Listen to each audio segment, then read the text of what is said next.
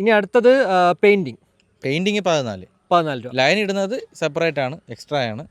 Okay. അത് customer തന്നെ കൊണ്ടുപോയി ചെയ്തുകൊണ്ട് വരെയാണ് ചെയ്തത്. ഇതിപ്പോൾ എത്ര, ഇതെവിടെ ആയിട്ടാ? അപ്പോൾ ഇത് ട്രിവാൻഡ്രത്ത്. അറിയാവോ എത്ര രൂപയെന്ന് അറിയാവോ? 1200 എന്തോ ആണ്. 1200 അല്ലേ? നോർമലി കൊല്ലത്ത് കൊടുക്കുമ്പോഴത്തേക്ക് ഷീൻ്റെ കെയർ ഓഫ് കൊടുക്കുമ്പോഴത്തേക്ക് എത്രയാണ്? എനിക്ക് രണ്ടുപേരെയും പരിചയമില്ല. കൊടുത്തു വിടാറാണ് പതിവ്. കൊല്ലത്ത് ഞാൻ കേട്ടിട്ടുള്ളത് 750 രൂപ എന്നാണ് കേട്ടത്. 750. പക്ഷെ ഇവിടെ എനിക്ക് തോന്നുന്നു ഞാൻ ആ കൊല്ലത്തെ ലൈൻ ഇട്ടതും കണ്ടിട്ടുണ്ട്. അതും എല്ലാം ഓൾമോസ്റ്റ് സെയിം ആണ്. അത് ഓരോരുത്തരുടെ റേറ്റ് അതേപോലെ ഇരിക്കും. അതെ. പിന്നെ നമുക്കിപ്പോൾ അവിടെ കൊടുക്കുമ്പോഴത്തേക്ക് ഒരു സാറ്റിസ്ഫാക്ഷൻ ചിലപ്പോൾ ഉണ്ടാവും. അങ്ങനെ ആയിരിക്കാം. മേ ബി കസ്റ്റമർ രണ്ടുപേരെ വ്യക്തിപരമായിട്ട് ആരെ അറിയത്തില്ല. കസ്റ്റമറെ കൊടുത്തു വിട്ടിട്ടേ ഉള്ളൂ. രണ്ട് റേറ്റ് ആണെന്ന് അറിയാം. ഓക്കെ.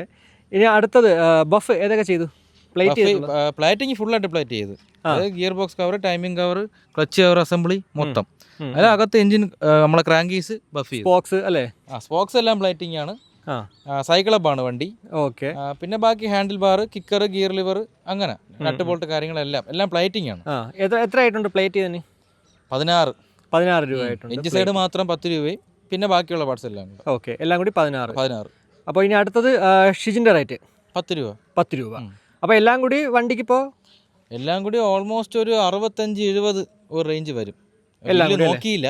ഓക്കെ. സ്പെയറിന്റെ ബില്ല് കറക്റ്റ് അറിയാൻ മതി. അതിന് ബില്ല് നോക്കിയാലേ അറിയാവൂ. എന്തായാലും ആൾമോസ്റ്റ് ഒരു 65-70 വരും എല്ലാം ഫുള്ള്.